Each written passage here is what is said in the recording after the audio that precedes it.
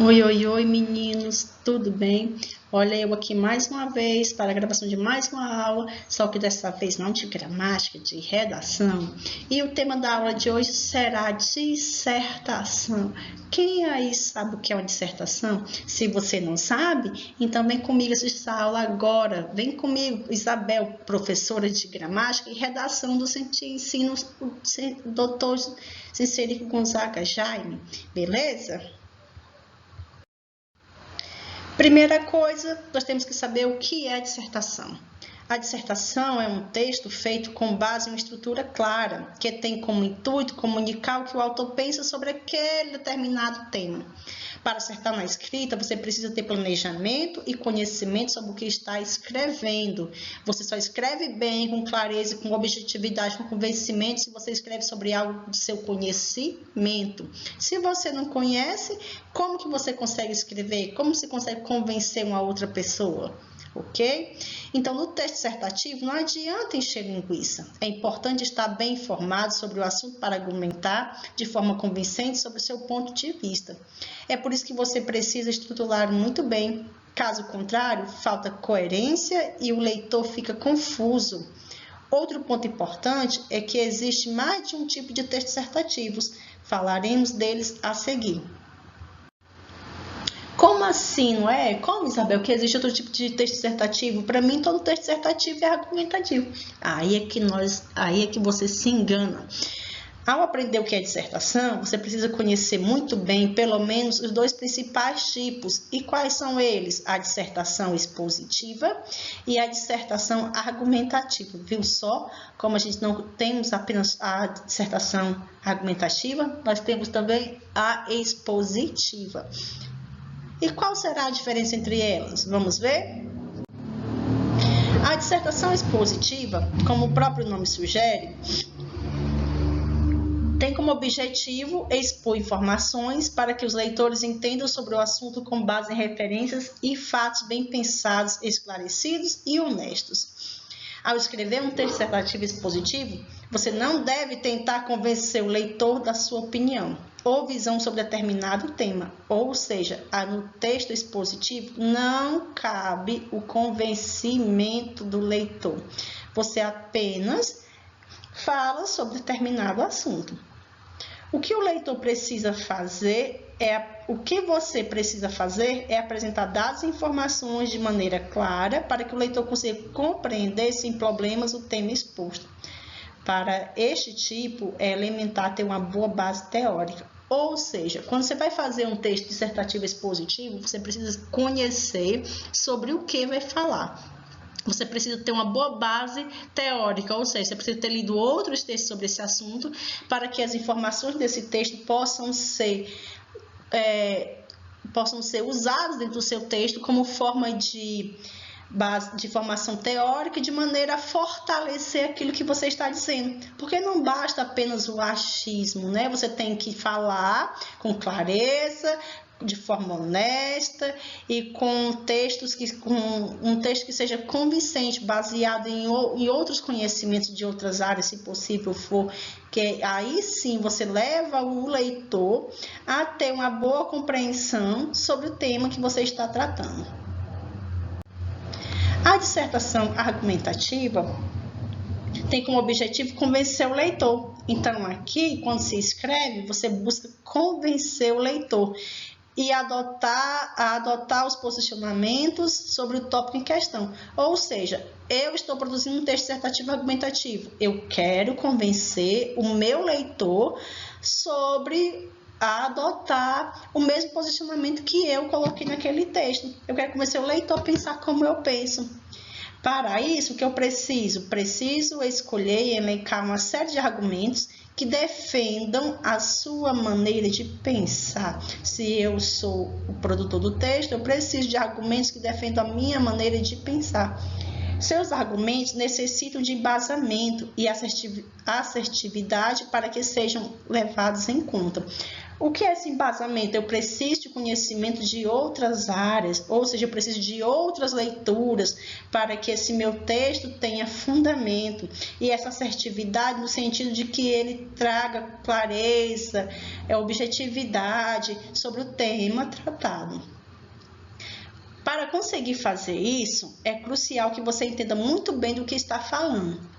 É necessário que você tenha outras leituras, que você tenha referências externas, seja objetivo e não tente ser sensacionalista ou cheio de enrolação. Ou seja, a pessoa que não lê, a pessoa que não assiste jornais, as pessoas que não estão conectadas com o mundo, com o que está acontecendo no mundo, ele tem embasamento teórico para produzir um bom texto? O que vocês acham? Claro que não, é, gente? Todo texto precisa de embasamento, precisa de conhecimento. Então, leitura, assistir jornal é imprescindível para uma boa produção. Você pode escrever uma dissertação argumentativa na primeira pessoa do singular ou do plural, assim como explorar os verbos na terceira pessoa, indicado para avaliações maiores, como o Enem. Uma dissertação argumentativa, o artigo de opinião é uma dissertação argumentativa e ele é trabalhado na primeira pessoa, porque é o artigo de opinião, é o seu ponto de vista. Agora, geralmente em outros exames, inclusive no Enem, lá é cobrado o uso da terceira pessoa, ou seja, é o seu ponto de vista, mas sem você deixar claro isso, ok? Então, assim, nesse tipo de texto, um texto que usa terceira pessoa, não cabe você usar na minha opinião, de acordo com o meu pensamento. Esses tipos de expressões, elas não cabem na dissertação argumentativa em terceira pessoa. E qual é a estrutura de uma dissertação? Bem, precisamos entender que uma dissertação precisa ter no mínimo 3 parágrafos. Aí eu falo para o aluno, faz lá uma dissertação para mim sobre um tema X. O aluno diz, 10 linhas, dá? Não, sinto muito. Um bom texto jamais vai conseguir expressar a ideia de um autor baseado em 10 linhas. Ok? Primeiro tem que pensar no mínimo 3 parágrafos. E cada parágrafo tem que ter no mínimo 5 linhas. Para mim dizer clareza, com embasamento teórico, com informação, com conhecimento de causa, aquilo que eu estou defendendo. Desta forma, da mesma forma que um texto narrativo, o dissertativo pede um início, um meio e um fim bem determinados, que têm de ser feitos através da introdução, do desenvolvimento e da conclusão. Essa estrutura demonstra a progressão do texto, na qual uma parte completa a outra, fazendo com que as ideias fiquem organizadas e possam ser bem compreendidas até o final. Tranquilo para vocês? Então, a dissertação, ela tem uma estrutura.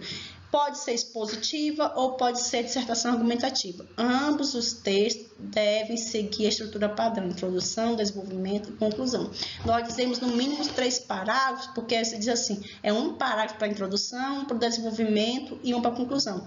Porém, eu digo que um texto que apresenta apenas um parágrafo de desenvolvimento é um texto pobre. No mínimo 2 parágrafos para o desenvolvimento. Isso mostra conhecimento de causa, isso mostra que você tem outras leituras, que você tem embasamento teórico. A introdução é a primeira coisa a se fazer. É o momento de apresentar o tema a ser debatido ao longo do texto.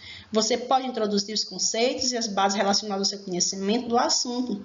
Deixe claro sobre o que vai dissertar. Isso aqui é o ponto mais importante. O porquê e como você vai fazer isso. A introdução, além de ser uma apresentação, também serve para que o leitor crie expectativas sobre o resto de sua redação.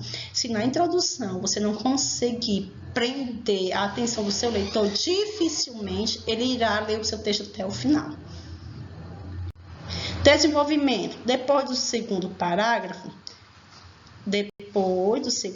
começa a ação. Aqui você precisa, de fato, mostrar seus argumentos. Ou seja, fiz a introdução, agora é hora de argumentar. Informações, fatos, dados ou qualquer outra coisa que você tenha prometido e projetado no planejamento do texto. Tudo isso tem que ser jogado aqui. O desenvolvimento é a parte exata para você fazer com que o leitor compreenda a sua explicação sobre o assunto, caso seja uma dissertação expositiva, ou fique convencido do seu ponto de vista, se for uma dissertação argumentativa. Para um texto de 30 linhas, é interessante que você escreva ao menos 3 parágrafos de desenvolvimento. Cada um deles pode explorar um argumento diferente, dando ao leitor diferentes perspectivas para pensar o mesmo tema.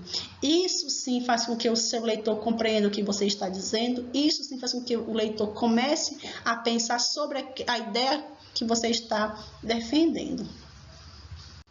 Na conclusão, engana-se quem pensa que a conclusão serve apenas para que você faça um apanhado de tudo que falou e não acrescente nada de novo. É verdade que ela precisa abranger as informações discutidas, contudo, você também pode mostrar as consequências e resultados do que foi discutido. Apresente propostas para solucionar os problemas levantados durante o desenvolvimento e aponte o que os tópicos dissertados causam ou causaram, ou reflita sobre o que eles podem contribuir para solucionar a questão. Então, assim, no momento da conclusão, é importante que você, mais uma vez, escreva com clareza, de forma a fazer uma retomada de tudo que foi dito, tentando mostrar consequências e resultados e ainda tentando buscar uma solução para esse problema levantado durante todo o desenvolvimento do seu texto. Vamos agora fazer a leitura e a análise de uma dissertação argumentativa. Esse texto ele foi a redação do Enem 2015. O verdadeiro preço de um brinquedo. O tema da redação desse ano era publicidade infantil. Então, vejo que o texto que nós vamos ler aqui, ele vai tratar desse tema, publicidade infantil. E para isso, ele usou um tema, olha, o verdadeiro preço de um brinquedo. É um tema bem chamativo. Você vai dizer assim, a dissertação precisa de tema? Bem, do Enem, não.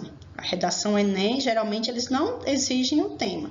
Porém, se você colocar o tema, tem que ser um tema chamativo que esteja relacionado ao que você está dizendo, ok? Então, fique bem claro isso. No caso, só ressaltando o que eu acabei de dizer, o texto foi extraído das redações Enem no ano de 2014 e que tinha como tema publicidade infantil em questão no Brasil.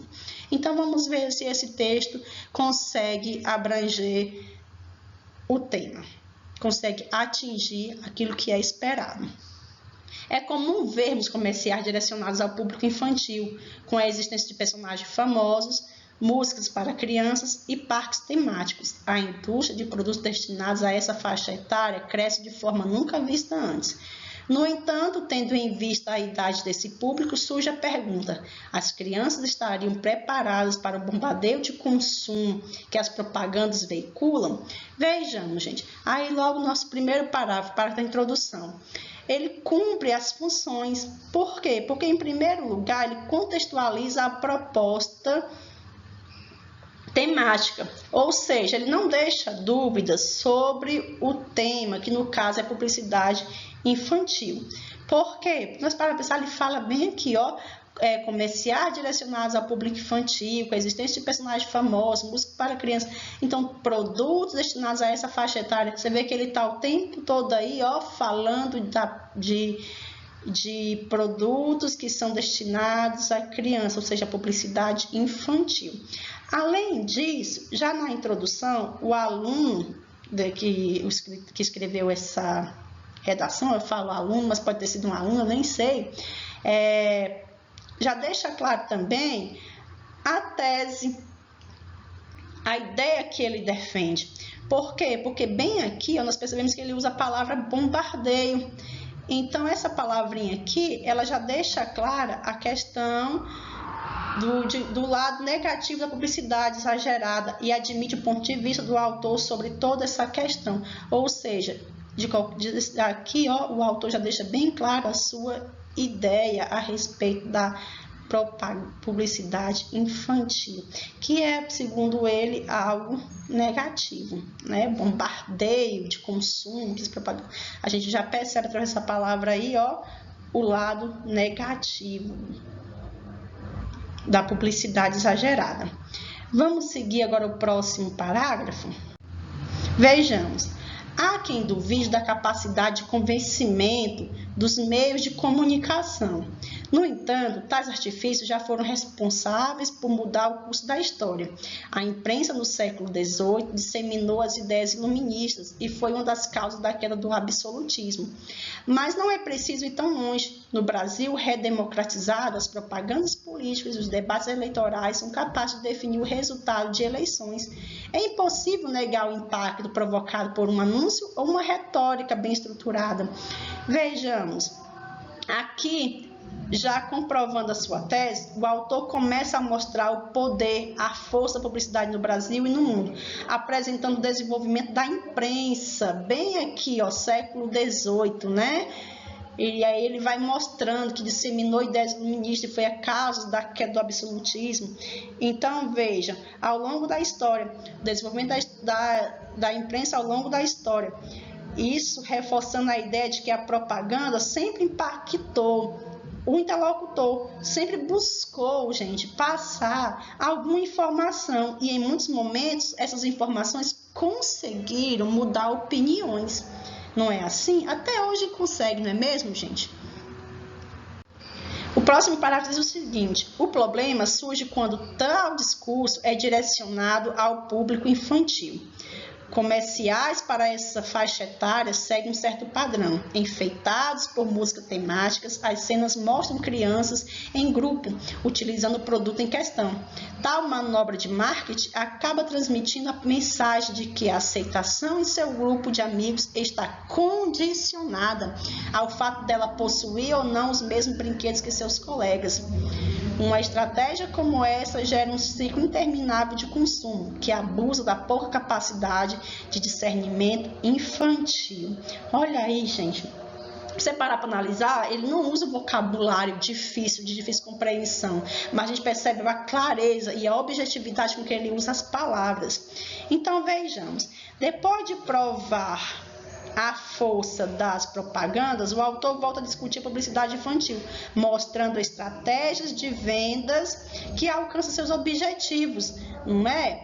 Vejamos, olha, músicas temáticas, cenas mostram crianças em grupo utilizando. Então, isso aqui são as estratégias que ele usou para falar da propaganda infantil. Além disso, destaca o quanto tais mecanismos afetam a mente das crianças, atingindo inclusive a sua relação com grupos de amigos. Ou seja, ele diz que para uma criança se inserir em certos grupos, ela está condicionada ao fato de possuir ou não os mesmos brinquedos. Olha a palavrinha aqui, ó, condicionado. É uma condição, só vai participar daquele grupo se tiver esses brinquedos. Agora nós já estamos chegando ao último parágrafo do texto, parte da conclusão. Vejamos, fica claro, portanto, ó, o elemento conclusivo aqui, ó, fica claro, portanto, a necessidade de uma ampliação da legislação atual, a fim de limitar, como já acontece em países como Canadá e Noruega, a propaganda para esse público, visando a proibição de técnicas abusivas e inadequadas. Além disso, é preciso focar na conscientização dessa faixa etária em escolas, com professores que abordem esse assunto de forma compreensível e responsável. Só assim construiremos um sistema que, ao mesmo tempo, consiga vencer seus produtos sem obter vantagem abusiva da ingenuidade infantil. Mais uma vez, fica bem claro que o autor traz comparações. Isso ajuda e muito na hora de defender a tese. Além de mostrar que houve uma interpretação dos dados apresentados por ele na coletânea, né? Porque nós sabemos que na redação Enem sempre você recebe uma coletânea de textos para explorar antes de produzir o seu texto. A gente percebe que ele usa esses dados apresentados na coletânea, que havia um mapa com as principais formas de regulação no mundo. E uma outra questão é que Porfírio apresenta propostas detalhadas e aplicáveis aos argumentos utilizados, sem atingir os direitos humanos, que é uma das exigências da prova do Enem. Por exemplo, o que ele usa aqui de agente? Ele usa primeiro o agente para produzir essa proposta, né? É legislação, ou seja, o governo precisa mudar as leis, buscando como exemplo Canadá e Noruega. Além disso, quem mais? A conscientização por parte de quem? Dos professores. Então, ele está mostrando aqui uma forma de solucionar a questão desse bombardeio mesmo, não é, gente? Que é a publicidade infantil, que acaba mexendo com a cabecinha de nossas crianças. Então, gente, eu espero que vocês tenham conseguido entender a estrutura do texto dissertativo. Não importando se é o expositivo ou argumentativo. O que eu quero que fique claro para vocês é a importância de uma introdução bem elaborada, de um desenvolvimento embasado, né, com argumentos convincentes, de forma clara, e uma conclusão que traga um fechamento de ideias e que, se possível, apresente uma boa proposta de solução, sem ferir os direitos humanos, porque, embora seja sempre sendo sempre uma das cobranças do Enem, eu acredito que em todo e qualquer texto, nós, quando estivermos produzindo, devemos sempre pensar se o que estamos colocando no papel não vai ferir alguém, se não fere os direitos humanos. Então, assim, independente de ser uma dissertação argumentativa cobrada no Enem, todo e qualquer texto que nós vamos produzir, temos que tomar cuidado com o que vamos colocar, as nossas ideias, a fim de não ferir o outro, ok? De não ferir o direito à vida. Que fique bem claro isso para vocês. Bem, chegamos ao fim da nossa aula, eu espero que vocês tenham gostado. Muito obrigada pela atenção de vocês, um beijo e até a próxima.